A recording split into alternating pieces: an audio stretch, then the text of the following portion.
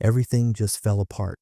Maybe it was the job, the relationship, the plan you spent years building, and now you're sitting with the wreckage, wondering what the people who made it do when this happens to them.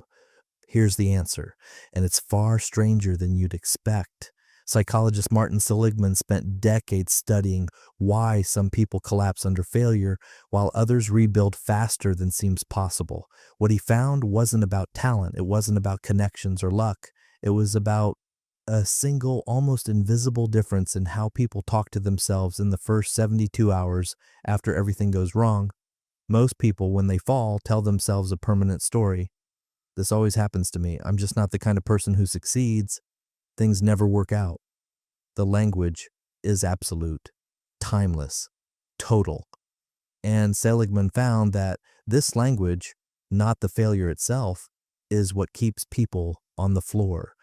Successful people do something different. They tell themselves a temporary story, not this always happens, but this happened, not I'm a failure, but I failed at this. One word, one shift in tense, and it rewires everything that comes next. Neuroscientist Andrew Huberman has shown that the brain under stress narrows its attention. Literally, your visual field tightens, your thinking compresses, you stop seeing options. This is why the worst decisions you've ever made probably came right after the worst moments of your life. Your brain wasn't broken. It was doing exactly what it was designed to do: survive, not thrive. So what do people who rebuild actually do? They slow down before they move forward. Research from Carol Dweck at Stanford confirms that resilience isn't a trait you either have or don't. It's a practice, a repeated decision to look at a collapsed thing and ask not, why did this happen to me, but what does this now make possible? Let me hear. That question sounds small. It isn't, because the moment you ask what's possible, your brain shifts out of threat mode. Your visual field literally widens.